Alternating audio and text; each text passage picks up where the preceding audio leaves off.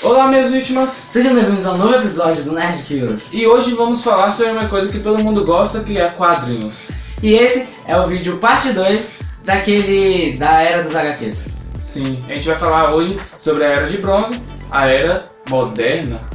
E o intermédio entre elas, a Era de Ferro, também conhecida como Era Sombria. Depois da Era de Prata veio essa Era de Bronze, né?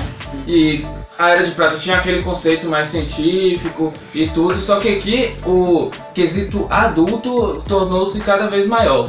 E você vai percebendo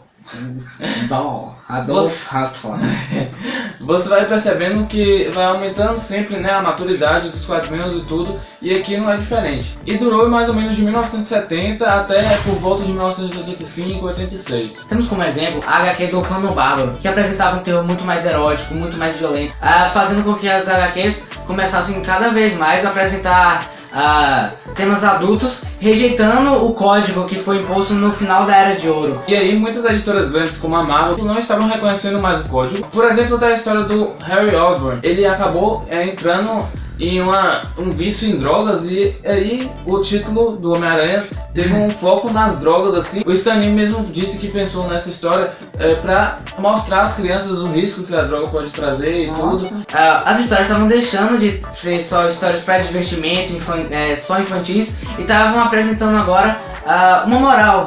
Ao mesmo tempo que você se divertia lendo, você tinha um assunto sendo tratado, sendo resolvido na própria HQ. Além disso, estava cada vez mais mostrando personagens de minorias, né? Como heróis gays,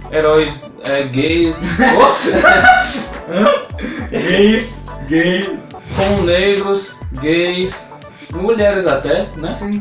Então tava começando a haver uma aceitação e tava quebrando tabus, né, da época. Sim, ele foi... Toda a mídia, né, influencia, assim, pra você mudar uma sociedade e tudo, e as HQs estavam cada vez mais tomando espaço nisso, então eles estavam mostrando coisas que ali realmente iam quebrar paradigmas no futuro. Verdade. Já no começo dos anos 80 começaram a surgir quadrinistas que são muito famosos atualmente, como Frank Miller, Grant Morrison, Alan Moore. Muitos deles eram internacionais também, tipo ingleses. O Alan Moore, por exemplo, ele é inglês e tudo, e eles tomaram cada vez mais espaço. E essas histórias deles tinham um teor mais adulto ainda. Olha como vai crescendo. Por exemplo, o Dark Knight Returns, que é o do Frank Miller, e o Watchmen, que é o do Alan Moore, eles são extremamente adultos, mudaram totalmente o paradigma. A história do Batman do Cavaleiro das Trevas Ressurge tem um teor muito mais adulto, que acabou mudando o personagem pra sempre, assim. Hoje em dia a gente conhece o Batman muito mais sombrio do que ele realmente era antes, porque até, assim, ele era muito famoso, o Batman ficou muito famoso por causa da série dos anos 60. Então ele tinha aquele teor mais cômico, até mesmo nas HQs acabou sendo transferido para aquilo. Então o Frank Miller teve a genial ideia de pensar em uma forma mais sombria do personagem, do Dark Knight. O Cavaleiro das Trevas é um cara que sombrio, né? Cavaleiro, Trevas. Se você não leu as HQs, você pode assistir a animação, que é dividida em duas partes, que é muito foda, velho. Percebe-se aqui então que não foi meio que um declínio dos quadrinhos nem nada assim, como foi em algumas outras eras anteriores. Ele simplesmente, depois de um tempo, os especialistas viram que ali tinha surgido um novo movimento, né? Surgiu uma nova cara para os quadrinhos, que permanece, muitos dizem que essa era moderna, que chega agora, permanece até hoje desde 86.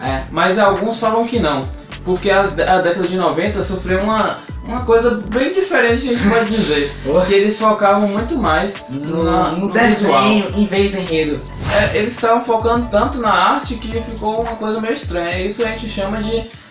a gente, entre aspas, chama de Era de Ferro ou Era Sombria, né? Onde surgiu aquele famoso desenho do Rob Liefeld. Um Superman peitudão assim, sabe? Não, se desenhasse essa mesma coisa. Aqueles heróis, tipo, extremamente bombados, você pode saber que é anos 90. Os anos 90 tinham as piores histórias, assim, sabe? Eram coisas que realmente estavam muito, muito ruins. Por exemplo, o vilão Massacre, que foi um super vilão, que teve uma super saga em cima dele, que é a junção do Magneto, meio confusão do Magneto com o Xavier. E, nossa, além disso, nesses anos 90, né, meio que surgiu quadrinhos independentes que eram muito famosos, tipo a Image Comics, que era uma editora que se focava muito também nessa parte artística, onde surgiu personagens como o Spore, que é famoso até hoje, teve até filme, a Vertigo também, que surgiu mais ou menos nessa era aí, que o Hellblazer, que a gente conhece por Constantine aqui também, né? Sim. E foi uma era bem diferente, assim, pode-se dizer, né? Também ficaram muito populares os anti-heróis, né? Como o Lobo, o Justiceiro também ficou bem famoso. Esses heróis entre aspas, né? Que são anti-heróis, eles ficaram bem populares também. E hoje pode-se dizer que os quadrinhos meio que estão seguindo bastante os filmes, né?